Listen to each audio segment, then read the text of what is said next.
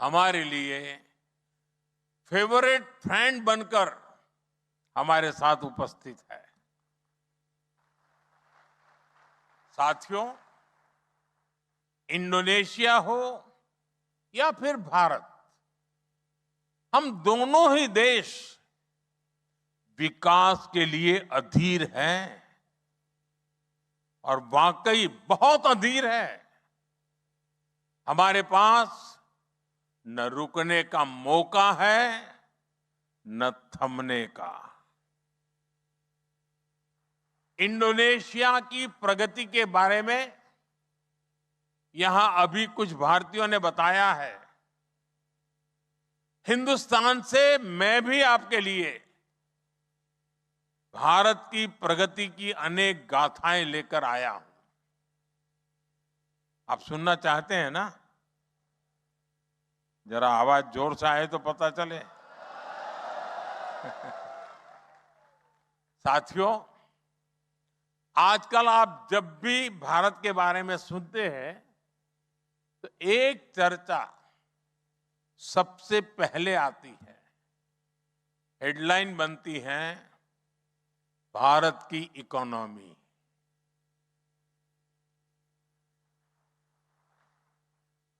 कोई कहेगा इतने ट्रिलियन डॉलर की इकोनॉमी हो गई है। कोई जीडीपी ग्रोथ की बात करेगा।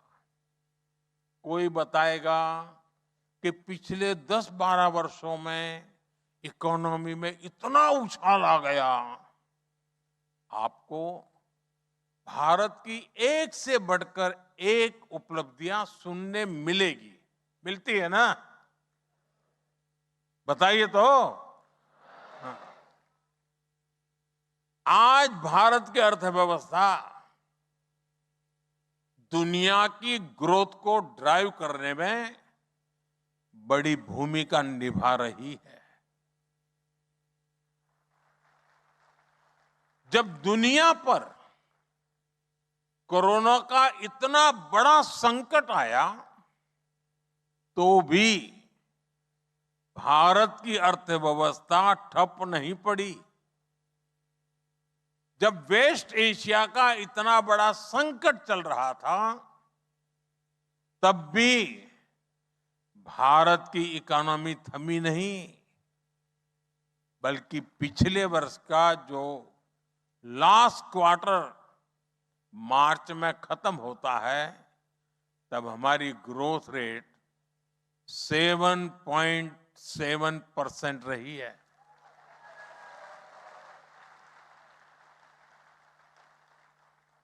ये गति, ये प्रगति ऐसे ही नहीं आई है। भारत ने एक के बाद एक रिफॉर्म्स किए हैं। हमने लगातार परफॉर्म किया है और इसलिए आज देश ट्रांसफॉर्म हो रहा है। रिफॉर्म, परफॉर्म, ट्रांसफॉर्म, इस मंत्र को लेकर के हम चल रहे हैं। साथियों, भारत ने आज जो ग्रोथ हासिल की है ये 140 करोड़ लोगों के सपनों की ग्रोथ है। ये करोड़ों भारतीयों के एस्पिरेशंस की ग्रोथ है।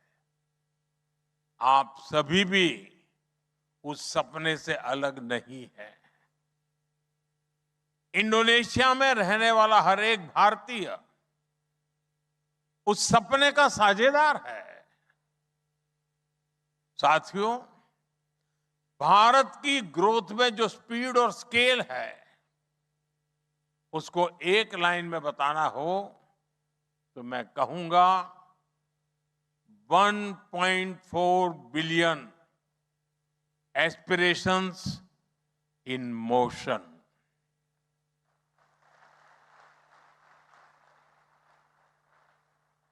आज भारत के गांव देहात से लेकर शहरों तक का नागरिक एस्पिरेशन से भरा हुआ है। हर किसी में ये आत्मविश्वास आया है कि हां, हम ये सफलता हासिल कर सकते हैं। साथियों, मैं आपको एक उदाहरण देता हूं। आप भी जानते हैं कि हर इंसान के लिए अपने घर का सपना कितना बड़ा सपना होता है। और भारत का आंकड़ा सुनिए। भारत में पिछले 10-12 साल में 4 करोड़ से ज्यादा गरीबों को सरकार ने पक्के घर बनाकर दिए हैं।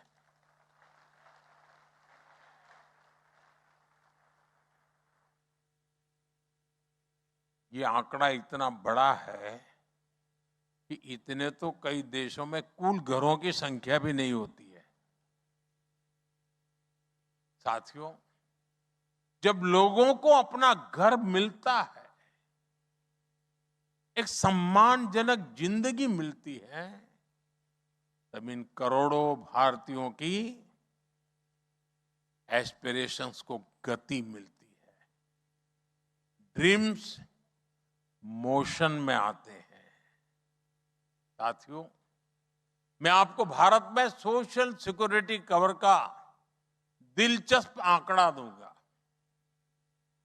12 साल पहले भारत में 25 करोड़ लोगों के पास सोशल सिक्योरिटी कवर था। आज करीब 100 करोड़ भारतीय सोशल सिक्योरिटी के दायरे में आ गए हैं। और अब जो आंकड़ा मैं आपको बताने जा रहा हूं, वो सुनकर आप हैरान ही रह जाएंगे। भारत में एक योजना चलती है, प्रधानमंत्री सुरक्षा बीमा योजना। इस योजना के तहत साल में सिर्फ 20 रुपये में, एक साल में 20 रुपया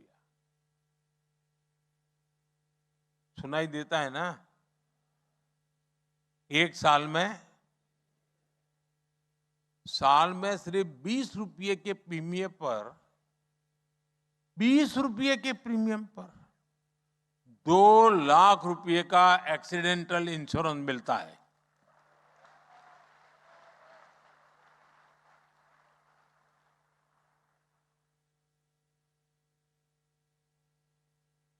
यानी एक महीने की एक कॉफी जितना भी खर्चा नहीं है।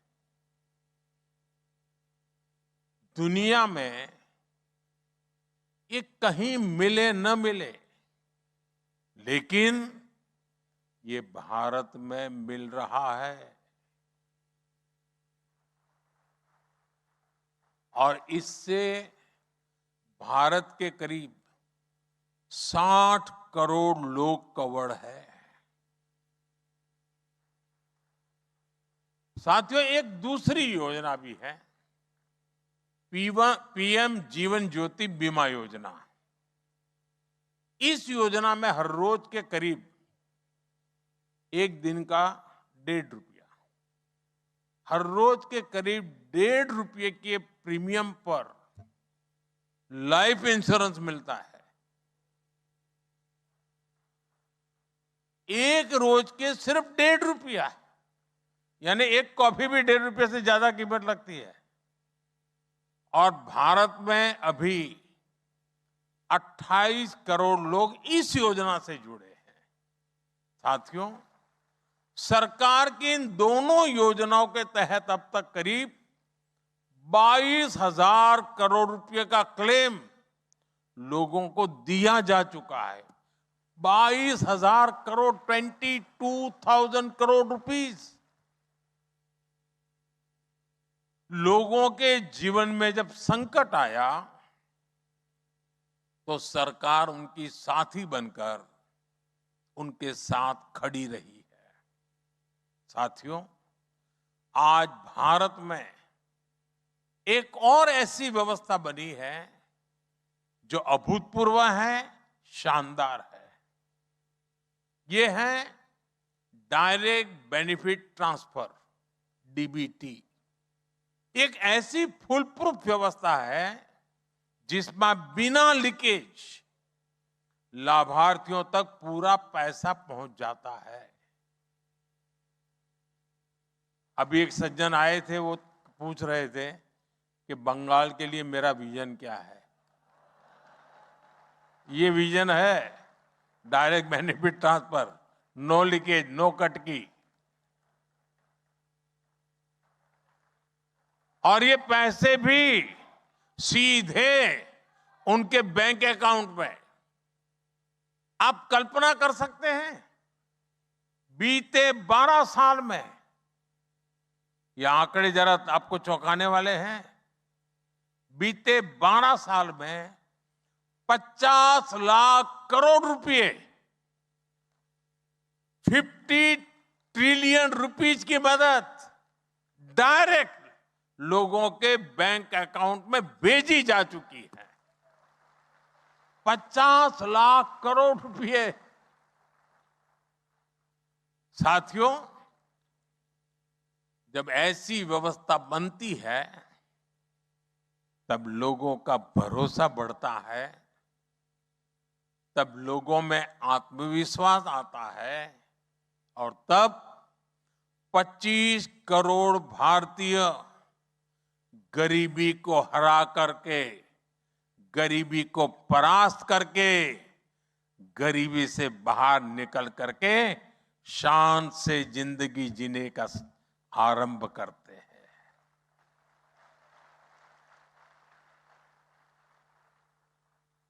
साथियों, मैं आपको एक और डेटा देता हूं।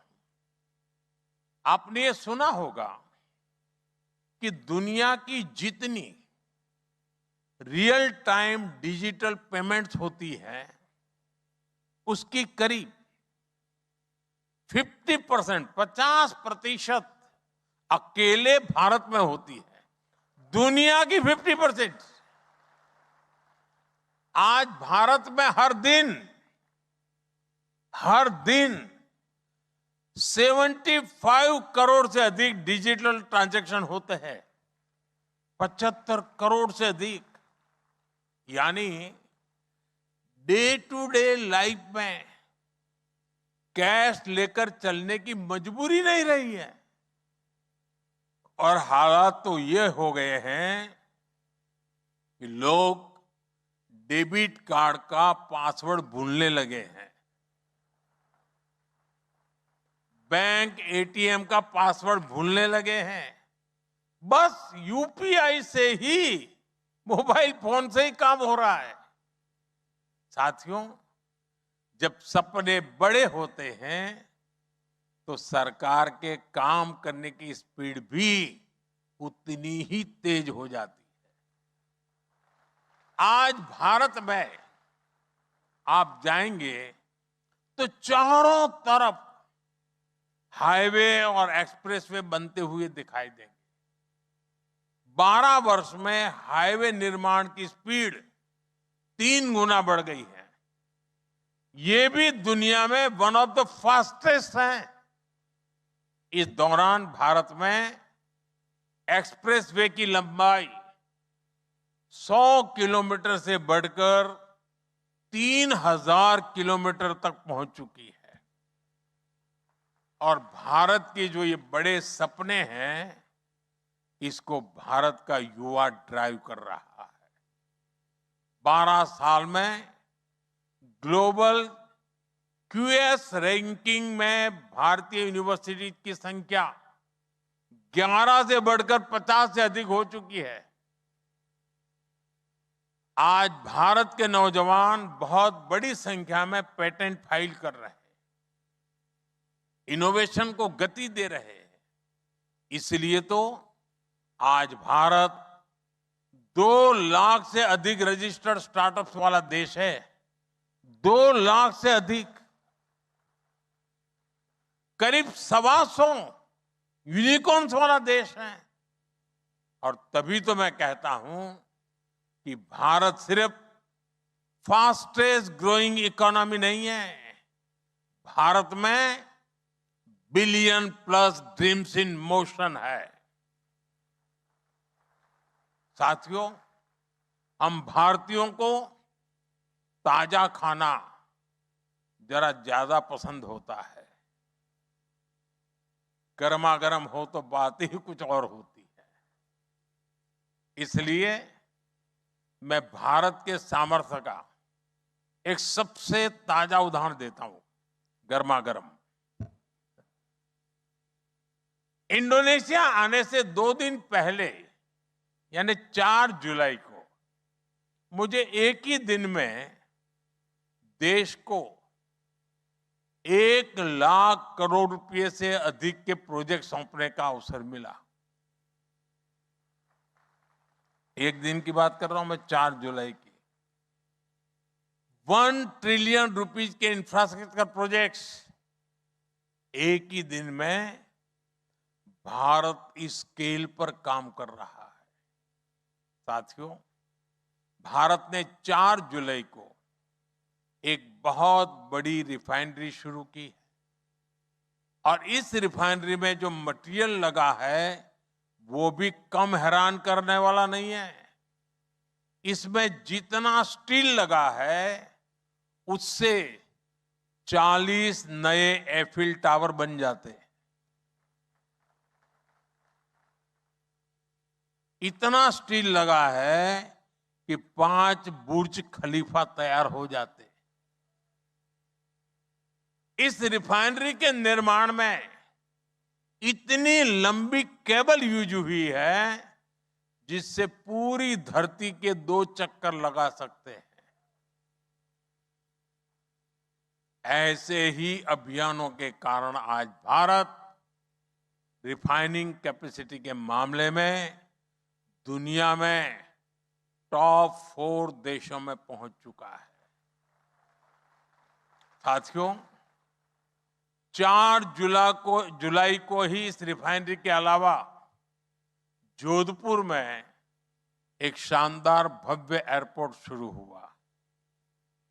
छोटे छोटे शहरों तक हवाई कनेक्टिविटी बढ़ाने के लिए 28,000 करोड़ रुपए की उड़ान योजना लॉन्च की गई।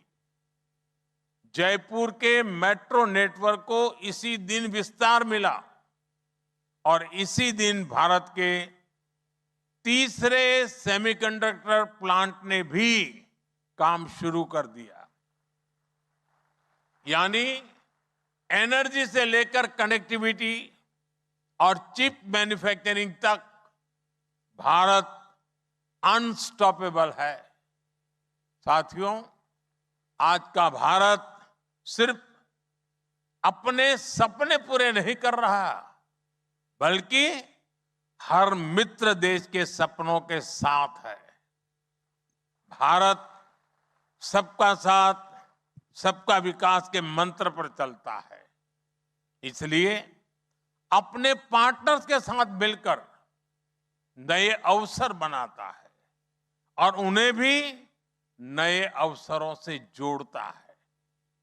भारत की आत्मनिर्भरता इंडोनेशिया के लिए, पूरे आसियान रीजन के लिए भी एक मल्टीप्लाइंग फोर्स है।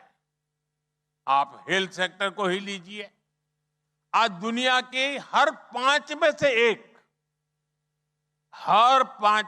एक जेनेरिक मेडिसिन भारत में बनती है। यूनिसेफ की जरूरत की लगभग 60% वैक्सीन भारत से आती है और इसका लाभ इस पूरे क्षेत्र को भी होता है। हम अपने दोस्तों के लिए जो कुछ भी कर पा रहे हैं उस पर हमें बहुत गर्व है। साथियों, मैंने आपको भारत की इतनी बातें बताई हैं, अब आपको मेरा एक और काम करना है। करोगे? करोगे? आपको अपने इंडोनेशियन फ्रेंड्स को भारत के बारे में बताना है। बताओगे? और उन्हें भारत आने के लिए आग्रह करना है। अब तो जकार्ता से मुंबई के लिए बाली से दिल्ली और बेंगलुरु के लिए इतनी सारी डायरेक्ट फ्लाइट्स हैं, इससे भारत आना जाना बहुत आसान हो गया है। साथियों, भारतीय समुदाय में भी जो नई पीढ़ी है, जो युवा है, उनको भी आपको भारत के बारे में बताना है। इंडोनेशिया में इंडियन कम्युनिटी के बच्चों के लिए भारत को जानो क्विज को शुरू किया गया है। इसमें यहां के बहुत सारे बच्चे पार्टिसिपेट कर रहे हैं। कर्टेन रेजर इवेंट में ही मुझे आपका बहुत उत्साह दिखा है। 6th एडिशन में हमने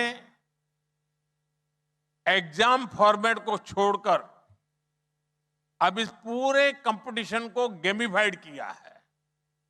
मेरा आग्रह है कि आप सब युवा साथी इसमें पार्टिसिपेट कीजिए और सोशल मीडिया पर मेरे साथ अपना एक्सपीरियंस शेयर कीजिए। साथियों, भारत और इंडोनेशिया जितने इतिहास से जुड़े हैं, उतना ही हमारा फ्यूचर भी शेयर्ड है। हमारे अवसर साझा है, हमारी चुनौतियां साझी है। जब योग दिवस आता है तो हम साथ योग करते हैं, और जब सुनामी जैसा संकट आता है तो हम साथ मिलकर उसका मुकाबला करते हैं। हम दोनों देशों के बीच का भरोसा, हम दोनों देशों के बीच बहुत बड़ी ताकत है, और हमें इसे मिलकर निरंतर मजबूत करना है। आप सभी भारत इंडोनेशिया के प्रॉस्परस फ्यूचर की साझा कड़ियां हैं। अपने इस रोल को और बड़ा करना है। इसी भाव के साथ एक बार फिर मैं प्रेसिडेंट और मेरे परम मित्र प्रबोवो, आपका, इंडोनेशिया की जनता का हृदय से बहुत बहुत आभार व्यक्त करता हूं, और आप सभी को बहुत बहुत शुभकामनाएं देता हूं। भारत और इंडोनेशिया मित्रा सेलामान्या। बहुत बहुत धन्यवाद। और कल मैं राष्ट्रपति जी के साथ उस पवित्र मंदिर के दर्शन के लिए जा रहा हूं। और कल तारीख क्या है?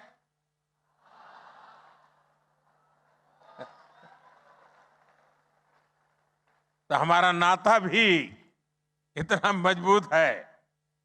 और राष्ट्रपति जी, मैंने इतनी सारी योजनाएं बताई हैं, मैं आपको वादा करता हूं इस पर कोई कॉपीराइट नहीं है।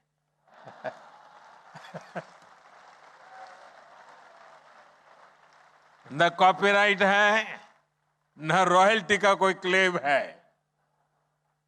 सबका साथ, सबका विकास, यही हमारा मंत्र है। बहुत बहुत धन्यवाद। धन्यवाद मोदी जी। Terima kasih.